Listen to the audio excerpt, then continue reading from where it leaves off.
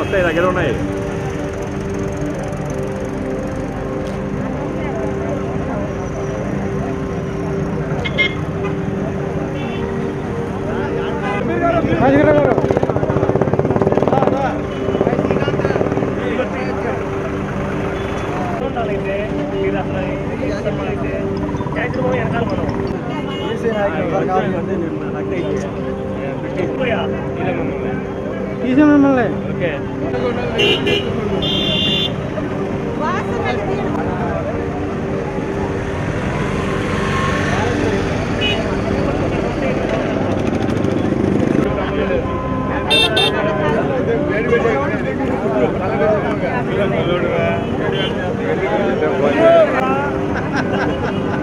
జై జనసేన, జై తెలుగుదేశం, జై బీజేపీ, జై BJP, ASHA Gandhi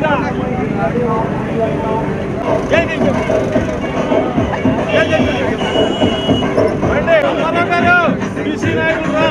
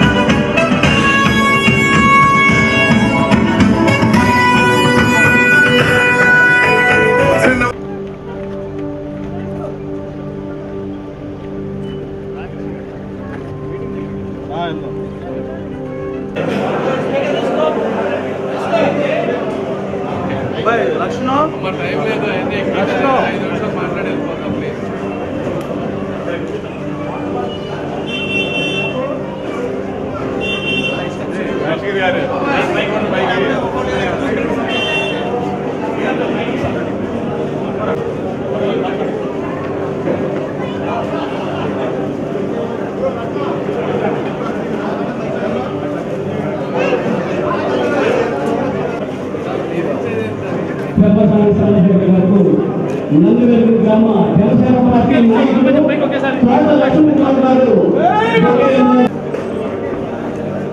okay sir,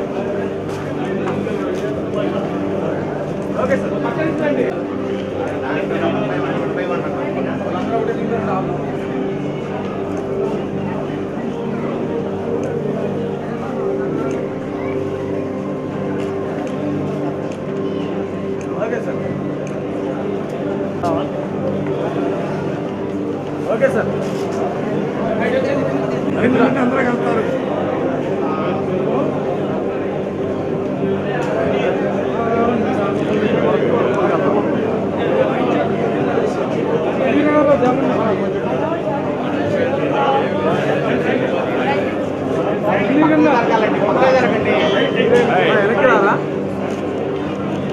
okay sir, okay sir, okay okay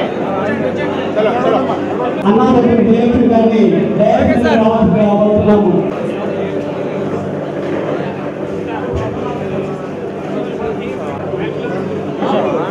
ఈ యొక్క కార్యక్రమానికి తెలుగుదేశం సీనియర్ నాయకులు మరియు ఏడుగురు గ్రామ జనసేన పార్టీ నాయకుడు తోట లక్ష్మణ్ కుమార్ గారిని కూడా వేదిక మీదకి రావాల్సిందిగా కోరుతున్నారు. చెప్పాడు. అలాగే మన గుంటూరు మున్సిపల్ గారు కూడా ఒక నిమిషం.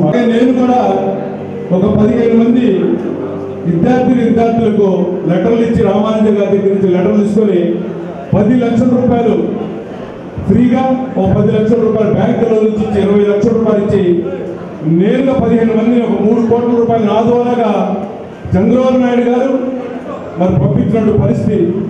అలాంటి పరిస్థితులు 10 సంవత్సరాల నుంచి వాళ్ళు అమెరికాలో ఉండి మన సామాజిక వర్గం వాళ్ళు ఎంతో మరి వారి ఇక్కడి నుంచి వాళ్ళు కొంతమందిని వాళ్ళు అమెరికా తీసుకెళ్ళి ఒక స్థాయిలో ఉన్నారు.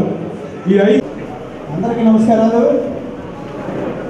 ఈరోజు మన గుంటూరు ఉమ్మడి అభ్యర్థి పెమ్మసాని చంద్రశేఖరరావు గారు మన నందివెల్లి గ్రామంకు రావడం, అట్లనే మనందరం కలిసి ఇక్కడ కూర్చొని అతనితో ఇంటరాక్షన్ అవ్వడం చాలా ఆనందంగా ఉంది. ఈ సందర్భంగా ఆయనకి ధన్యవాదాలు తెలుపుకుంటూ ఆయన గురించి 2 ముక్కలు చెప్పాలని కోరుకుంటున్నాను పరిశీలిస్తే. మరి ఆయన ఒక సూపర్ స్టార్, కృష్ణ పుట్టిన ఊరిలో పుట్టినటువంటి వ్యక్తి. అట్లనే మహేష్ బాబు ప్రిన్స్ స్టార్ పుట్టినటువంటి బిరిపాలెం గ్రామంలో పుట్టిన వ్యక్తి.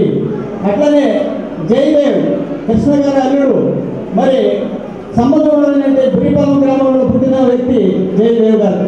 అట్లనే ఈరోజు 3 స్టార్ల తర్వాత 4వ స్టార్గా మరి చంద్రశేఖరరావు గారు మరి ఎక్కడో అమెరికా నుంచి మన ప్రాంతంలోకి వచ్చి మరి ఆయన యొక్క ఒక సూపర్ స్టార్గా, మెగా స్టార్గా, మరి పవర్ స్టార్గా ఎదిగేటువంటి వ్యక్తి మన చంద్రశేఖరరావు గారు.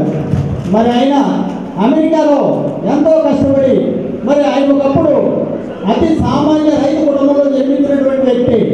మరి ఆయనకి పెట్టుబడి లేదు, వ్యాపారం చేయడానికి పెట్టుబడి లేదు, అట్లనే ఉద్యోగం చేయడానికి సరైన అవగాహన లేదు, సరైన గైడెన్స్ లేదు. అలాంటి సమయంలో ఆయన యొక్క పెట్టుబడి ఒక తెలివితేటలు. మరి ఆయన తెలివితేటలతో ఈరోజు ఎంతో ఎదిగినటువంటి ఆయన్ని మన యొక్క స్ఫూర్తిగా తీసుకోవాల్సిన అవసరం ఉంది.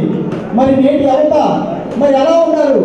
మరి నేటి యువత మరి జాబులు లేవని, మరి పెట్టుబడి లేదని, వ్యాపారాలు చేసుకునే అవకాశాలు లేవని, ఉద్యోగాలు లేవని అనేక మంది ఇంట్లో కూర్చుంటున్నారు. మరి ఊళ్ళో కానీ ఈ ఒక నిమిషంలో మీ ఊరు చూడదు, మీకు తెలిసిన వాళ్ళకి 10 మందికి ఫోన్ చేసేసి అదే విషయాన్ని గుర్తు చేసి వారికి 10 మందికి ఫోన్ చేసి చెప్పేట్టుగా ప్లాన్ చేసుకోండి. ఈసారి మన చంద్రబాబు నాయుడు గారు రాష్ట్రానికి సీఎం అవ్వడం చాలా అవసరం. మన భవిష్యత్తు, మన పిల్లల భవిష్యత్తు మీ చేతిలో ఉంది. మీ ఓటే మన ఆయుధం. చాలా కష్ట పరిస్థితుల్లో ఉంది రాష్ట్రం అంతా. మీరంతా కలిసి ఇక్కడ మనకు ఆపోజిట్ వ్యక్తి గిలాదర్శి గారు లేకపోతే స్నేహితులని రావడానికి అవకాశం ఉంది, కూర్చుంటారు. మనం ఇక్కడ ఈ గ్రామాల నుంచి కానీ లేకపోతే నియోజకవర్గం నుంచి కానీ ఏదైనా పని వచ్చినప్పుడు సహజంగా మనందరం కూడా ఏదైనా గుంటల్లో పని ఉన్నా కూడా, అలాగే మరి చంద్రబాబు నాయుడు గారు, పవన్ కళ్యాణ్ గారు, అలాగే బీజేపీ అందరూ కూడా ఒక మాట మీద నిలబడి మరి ఈ యొక్క మంచి ఎన్నికల్లో ఒక ఉమ్మడిగా పోటీ చేయడం జరుగుతూ ఉంది. మరి అటువంటి పార్టీ, ఉమ్మడి పార్టీలతో మరి మన చంద్రశేఖర్ గారిని గుంటూరు పార్లమెంట్ సభ్యులుగా పోటీ చేస్తున్నారు. కాబట్టి మీ అందరూ ఆయన్ని మంచి మెజార్టీతో గెలిపించి మన గళం వినిపించాలని చెప్పి పార్లమెంట్లో మన ప్రాంతం అభివృద్ధి చెందాలంటే ఖచ్చితంగా మనోహర్ గారు గెలవాలి. అలాగే మరి పెమ్మసాని చంద్రశేఖర్ గారు మంచి మెజారిటీతో పార్లమెంట్కి మనం పార్లమెంట్ సభ్యులుగా పంపిస్తారని చెప్పి ఖచ్చితంగా 2 లక్షల మెజారిటీ పైన మనకు వస్తుందని చెప్పి మనకి ఆశిస్తూ ఈ యొక్క అవకాశం ఇచ్చేందుకు ధన్యవాదాలు తెలియజేసుకుంటూ సెలవు తీసుకున్నాను. Thank you.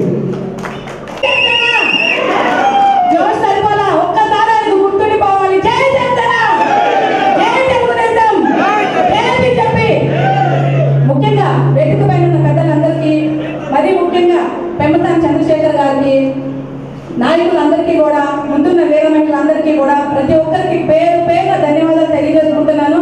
మన పెమ్మసాని చంద్రశేఖర్ గారి గురించి ఒక చిన్న విషయం చెప్పి సార్కి ఇప్పుడు టైం లేదు, తొందరగా వెళ్ళిపోవాలి, ముగిస్తాను. మన చంద్రశేఖర్ గారు విదేశాల్లో ఎంత డబ్బు సంపాదించినా ఆయనకి రాని సంతోషాన్ని మన ఇండియాలో ప్రజలకు మంచి చేసుకోవాలనే ఆలోచనతో వచ్చిన ఏకైక మొట్టమొదటి వ్యక్తి మన ఎంపీ పార్లమెంట్ పెమ్మసాని చంద్రశేఖర్ గారికి ఇక్కడ గెలిచి ప్రజలకి మంచి చేయాలనే ఆలోచన ఉన్నది. సార్ మీకు మరొకసారి ధన్యవాదాలు తెలియజేసుకుంటున్నాను. అతీతంగా ఈ ఎలక్షన్ మాత్రం మీరందరూ ఏదైతే పొత్తు పెట్టుకొని పవన్ కళ్యాణ్ గారు ఒక గొప్ప ఉద్దేశం, ఎందుకంటే దశాబ్దాలుగా 2 వర్గాల మధ్య జరుగుతున్నటువంటి పోరుని నేను పవన్ కళ్యాణ్ గారితో మాట్లాడినప్పుడు 1 గంట మాట్లాడదామంటే గంటన్నర మాట్లాడినప్పుడు ఆయన చెప్పింది ఏంటంటే ఇక్కడ ఎవడో పెట్టిన చిచ్చుకి వర్గాలుగా విడిపోయి ఉన్నారు. ఇది మంచి అవకాశం, మనం అందరినీ కలపగలిగితే మీరు మేము కలిసి అన్నదమ్ముల్లాగా ఈ ప్రాంతంలో చక్కగా కలిసిమెలిసి ఉండి అభివృద్ధి చెందుతారు అని ఆయన చెప్పినప్పుడు చాలా ఆనందం వేసింది పవన్ కళ్యాణ్ గారి ఉద్దేశం, గొప్ప ఉద్దేశం. ఆ ఉద్దేశానికి తగ్గట్టుగా తెలుగుదేశం పార్టీ కార్యకర్తలు జనసేనకు ఓటు వేయటం కానీ, అదేవిధంగా జన సైనికులు తెలుగుదేశం పార్టీకి ఓటు వేయటం కానీ చేస్తారని మీ అందరి ఆలోచనలో దీవెనలో మాకు ఉండాలని, మీరు గర్వపడే వ్యక్తిగా మీ వ్యక్తిగా నేను మీకు ఉంటానని, అండగా ఉంటానని తెలియజేసుకుంటూ తప్పనిసరిగా మిమ్మల్ని గుర్తుపెట్టుకుంటారని, మిమ్మల్ని మాత్రం మర్చిపోరని తెలియజేసుకుంటూ, అందరినీ గుర్తుపెట్టుకుంటారని తెలియజేసుకుంటూ ఇంత అభిమానం చూపించింది. నందివేలు సమస్య తప్పనిసరి అమ్మా. నేను లాస్ట్ టైం వెళ్ళినప్పుడే నాకు ఒక్కసారి బ్రెయిన్లోకి వెళ్తే నేను మర్చిపోను. వెళ్ళేటప్పుడు నాకు లాస్ట్ టైం చెప్పారు, ఇక్కడ 1,40,00,000 రూపాయలు పెట్టి హై స్కూల్ 5-10 ఏళ్ళగా అది కంప్లీట్ అవ్వలేదు. అందులో 90 లక్షల రూపాయలు రిలీజ్ అయ్యి ఆ వర్క్ పూర్తిగా అవ్వలేదు. 90 లక్షలకు కావాల్సిన వర్క్ జరగకపోగా 40-50 లక్షల వర్క్ జరిగింది. 30-40 లక్షలు మొక్కేశారు. మిగిలిన ₹1 కోటి రాలేదు. వెళ్ళేటప్పుడు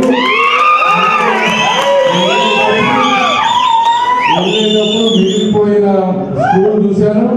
అప్పుడు నాకు బాగా గుర్తుంది, అక్కడ దొంగ రోడ్లు కొన్ని ఉన్నాయి, దొంగ రోడ్లు వేయించమని అడిగారు. ఇవన్నీ నాకు గుర్తున్నాయమ్మా. జనరల్ గా నేను ఒకసారి మైండ్ పెడితే ఇక్కడ చేసే కష్టం మర్చిపోను. తప్పకుండా మనోహర్ గారి గురించి నేను చెప్పేది కదా, వీళ్ళందరికీ ఏదైనా అంటే సమస్యల పట్ల నాకు అవగాహన ఉందమ్మా. ఒకటే అయితే నేను కోరుకునేది ఏంటంటే, ఈ రోజు రాష్ట్రం అంతా అప్పులమయమైపోయింది. అసలు ఏ బ్యాంకులో ఎంత డబ్బు ఉంది, ఏ ఖజానాలో ఇతను ఏం చేశాడు అనేది గవర్నమెంట్ వస్తే కానీ మనకు తెలియదు. తెలిసిన తర్వాత 6 నెలల్లో కాకపోయినా కనీసం 2వ సంవత్సరం 3వ సంవత్సరంలో ఆదాయం పెరిగిన వెంటనే తప్పనిగా ఈ సమస్యల పట్ల ఒక మంచి ఉద్దేశంతో తీర్చాలనే ఉద్దేశంతో ప్రయత్నిస్తాం. అందులో సమస్య లేదు. అదే కాకుండా ఇక్కడ చూస్తూ ఉన్నాను, పూరి గుడిసెలు ఉన్నాయి. నేను కోరుకునే ఎదురుగా 3 పూరి గుడిసెలు ఉన్నాయి, లెఫ్ట్ సైడ్ 2 పూరి గుడిసెలు ఉన్నాయి, 5 పూరి గుడిసెలు ఉన్నాయి. ప్రాంతంలో పేదవాళ్ళకి కనీసం 2 సెంట్లు ఇల్లు కట్టించే మార్గం కూడా తప్పకుండా తీసుకోవాలని నేను చంద్రబాబు గారిని ప్రతి మీటింగ్లో నేను అడుగుతాను. మనం ఎక్కడా కూడా పేదవాళ్ళు ఇల్లు లేకుండా ఉండకూడదు. బంగ్లాల్లో చూసి ఉన్న వాళ్ళని చూసి వాళ్ళు బాధపడకూడదు. అందరికీ చిన్న ఇళ్ళైనా సరే బొమ్మలు లాగా ఉండాలి సార్, అందరూ బాగుండాలని నేను కోరుకుంటున్నానని చెప్తున్నాను. అందులో కూడా ఏ విధమైనటువంటి శక్తి ఉపయోగించి ఎన్ఆర్ఐ ఫండ్స్ కానీ, సిఎస్ఆర్ ఫండ్స్ కానీ ఒక్కొక్క ఇంటిని ఒక స్మాల్ యూనిట్ లా చేసి ప్రతి ఊరికి ఎంతో 50-20 ఇళ్ళు కట్టించే మార్గం కూడా ప్లాన్ చేస్తామని తెలియజేసుకుంటూ మీ అందరికీ సెలవు తీసుకున్నాను. మంచి మనిషి. ఈ ప్రాంతానికి మొట్టమొదటిసారి అభివృద్ధి తెనాలి చుట్టుపక్కల జరిగిందంటే ఆయన వచ్చినప్పుడే నేను చూశాను. ఎందుకంటే ఆ రోజుల్లో చదువుకునేటప్పుడు ఆ రోజుల్లోనే చెప్పేవాడు. రాజశేఖర రెడ్డి గారితో మాట్లాడి అసెంబ్లీ స్పీకర్ గా ఉన్నప్పుడు 100 కోట్ల రూపాయల నిధులు తీసుకొచ్చి చేయించిన మాట వాస్తవం. ఇది ఎవరు కావాలని సత్యం. అదేవిధంగా ఇప్పుడు రేపు జనసేనలో ఆయన మంచి పొజిషన్లో ఉన్నారు. మంత్రివర్గంలో ఆయన మంచి స్థానం వస్తుందని నేను ఎక్స్పెక్ట్ చేస్తున్నాను. వచ్చినప్పుడు ఆటోమేటిక్గా ఈ ప్రాంతానికి డెవలప్ జరుగుతుంది. దాని గురించి అసలు ఇష్యూయే కాదు. మీరందరూ కూడా తప్పనిసరిగా చేయండి. మీరు చేస్తారని నేను చెప్పక్కర్లేదు. నా గోల్ అంతా తెలుగుదేశం ఓటు, ప్రతి ఓటు కూడా మీరు నాకు ఓటు అయిపోయినా పర్లేదు కానీ ఒకళ్ళు ఆయన మాత్రం తప్పకుండా ఓటు వేయాలని కోరుకుంటూ సెలవు తీసుకుంటాను. అభ్యర్థి శంకర్ గారి చేతుల మీద పురస్కారానికి వస్తుంది. ఆమె భవిష్యత్తులో మంచి పొజిషన్కి వెళ్ళాలని ఆ భగవంతుడు కోరుకుంటూ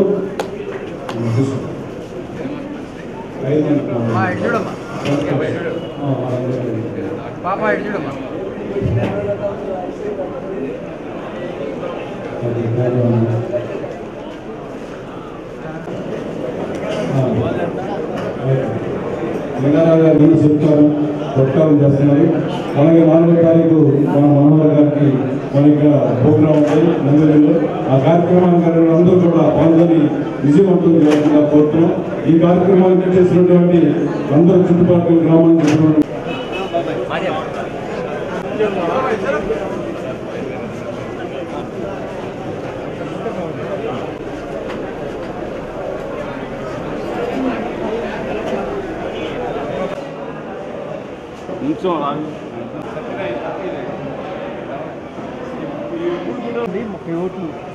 ఆడ 100 ఓట్లు పడతాయి. పాలు 100 కూడా